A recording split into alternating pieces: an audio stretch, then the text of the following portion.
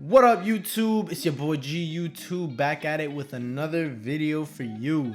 So let's jump right into it. So the Knicks, they've been somewhat of a surprise to watch this season, but at the same time, in the grand scheme of things, they really haven't. They got Thibodeau over the off season, and Thibs has been known for his defensive teams and has completely transformed this team without any real drastic roster changes. So even before the acquisition of Derrick Rose from the Pistons, this team was already on the rise. So while remaining one of the lowest scoring teams in the NBA since last season, the Knicks have gone from giving up 112 points per game to just 103 points per game. Thanks to Thibs, and just, it puts the Knicks at having one of the best, if not the best defense in the NBA. We can go into defensive analytics and all that, but they're at least top 3, top 5 if you want to argue that, no doubt. And it does, none of this comes as a surprise, because what Thibs has been able to do his whole career with any groups of guys that he's been given, that's just what he does. And they've had several impressive wins against some of the best teams offensively in the NBA. Holding the Bucks, Warriors, Celtics, and the Blazers all to around 100 points or less in several wins this season. They've had wins against all those teams.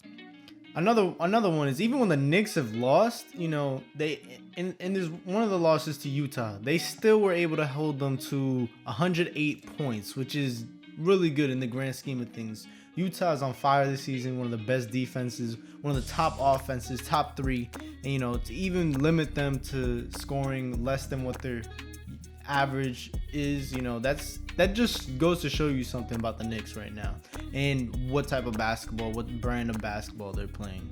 When the Knicks are good, this is just a completely different vibe in New York. Even with the Nets making as much noise and headlines as they do right now, everybody knows that the Knicks are still the hometown team. They're still the team of New York. So when you got the team of the city being good, there's a whole different vibe. And you just, even with the Nets playing how they are, any major sports league will benefit from having a good New York team, and especially having 2 good New York teams. I want to talk about the player development from Julius Randle. So Randle is having a season to remember so far for the Knicks.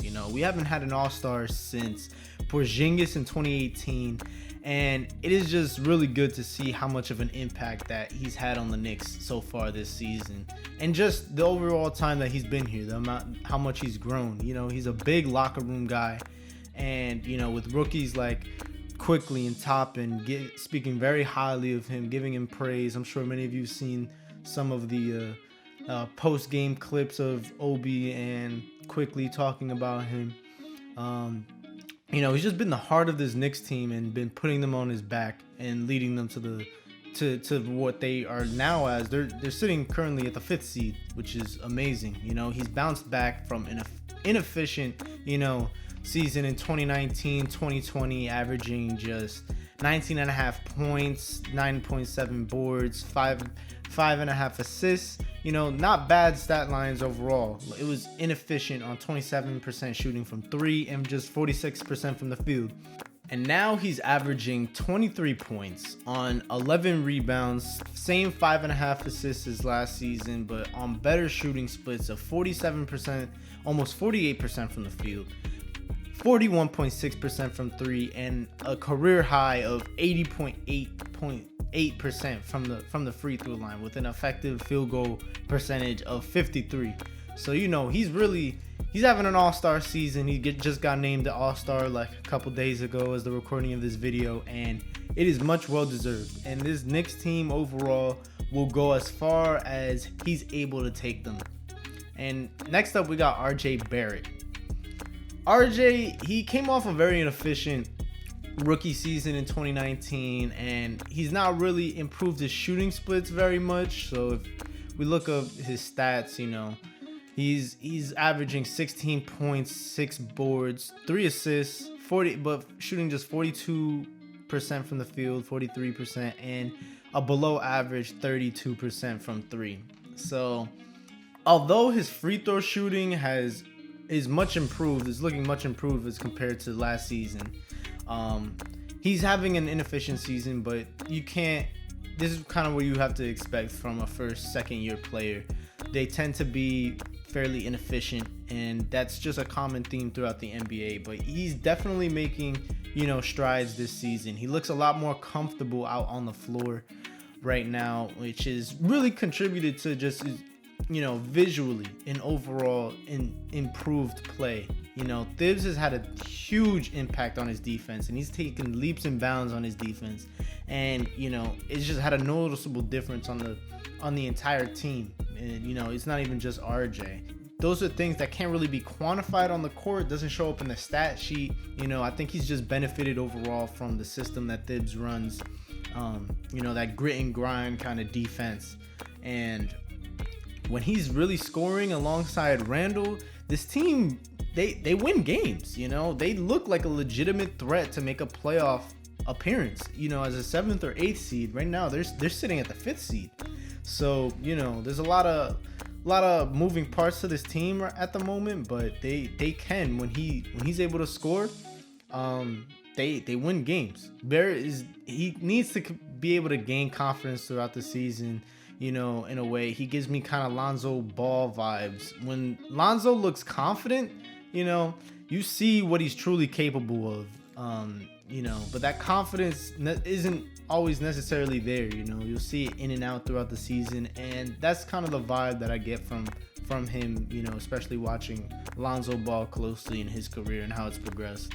So Barrett's already shown his ability to finish around the rim very well for a guy his size.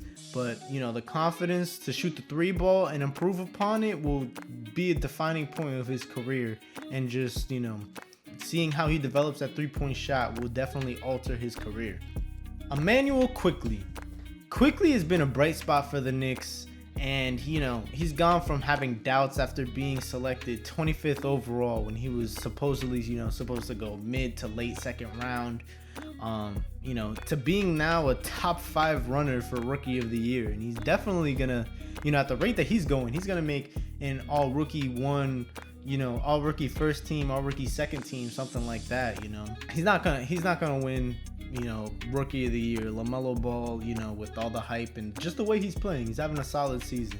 He's definitely gonna run away with that, but definitely doesn't take it away from anything that Quickley has been doing this season. He's averaging 12 points per game, 2.5 assists to go along with 37% from 3 and 93% from the free throw line. He's doing all this on just around 20 minutes per game this season, and even though he's shooting an overall inefficient 39% from the field, like I said before with RJ, first and second year players, they tend to be very inefficient, especially rookies. So this is not something to really be alarmed by. It's something to expect. And he really just shows a lot of promise overall. And he has flashes where he could show that he could be the point guard of the future for this Knicks team. He really should be a centerpiece for this very young Knicks team moving forward. On the downside, this Knicks team, there's been a lot of games this season where they look a step slow. They look sluggish, tired. Thibs has Randall and Barrett playing some of the highest minutes per game in the league right now, or at least at one point. Conditioning has always been big with Thibs, and throughout his entire head coaching career.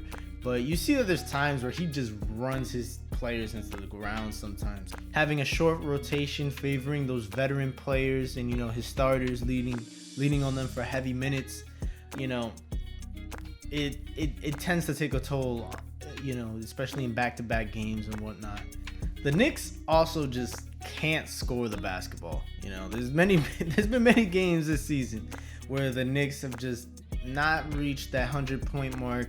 They're just and they're also among one of the worst fourth quarter scoring teams in the NBA. They're averaging about just 25 points a game, which is enough to put them at 3rd worst in the league. So the Knicks, they have an all-star in Julius Randle that they can depend on night in, night out to get the ball in the basket, or if he's having an inefficient night, You know, he's just not putting the ball in the basket. He affects the game in another way. And that's one thing that you can just always depend on him to be affecting the game in some way as their number one option. You know, RJ is their clear-cut number 2 option on this team. But, you know, sometimes he can be inconsistent and he shoots the ball inefficiently at times. You know, overall this season, you see he's shooting just 42% from the field. But, you know, he's the number 2 option. But the real struggle here is that there's never really been a consistent third player to step up. You know, you got Alec Burks, Emmanuel Quickly, who's still developing. He doesn't, and in my opinion, he should be getting more minutes. He probably should be the starter of this team. You know, not Elfrid Payton. We'll get to that in a second. But just we haven't had a third player to depend on night in and night out on the offensive end. And that's what this team struggles with the most, putting the ball in the basket. And they're going to have a hard time finding success in the future, you know, going up against a lot of these great defensive teams, you know, like the Lakers. They have a pretty tough schedule coming up for the second half of the season. But hey, if you want to be a good team, you got to beat good teams. You know, despite their significant downfalls on the offensive end, they're sitting at the 5th seed, tied at the 5th seed right now with Toronto in a real stacked Pacific division. It's just real fun to see this Knicks team be good again. It'll be fun to look at playing a lot of, you know, very good solid NBA teams for the second half of the season that the NBA just released a schedule. So we'll see how they perform against all of those top tier teams. Hopefully they perform well and they're good enough to stay in the playoffs. You want to be a playoff team, you gotta beat other playoff teams and earn your way into the 6th, 5th, 7th seed, whatever seed they're gonna end up making. I feel like the Knicks can make a solid push for the 6th seed. I don't think they'll realistically be able to stay around the 5th seed, but being at a 500 team in the weaker Eastern Conference, definitely Eastern Conference picked up over the past couple years, but being able to hover around 500, stay at 500, which the Knicks are currently 1 game under, that'll get you into the playoffs in the Eastern Conference. And if they could keep that up, we'll see a fun Knicks team in the playoffs going up against the Sixers or the Nets. Probably be a first round bounce, but at least it's a step in the right direction. So that's really all I got. Please hit that like and subscribe button. It really helps this channel grow. I really appreciate it. We're building this channel from the ground up, and if you want to see more videos like this in the future, just leave a comment. Let me know what team you want to see analyzed like this and, you know, just broken down, or what type of content y'all want to see in the future. So for now, I'm out.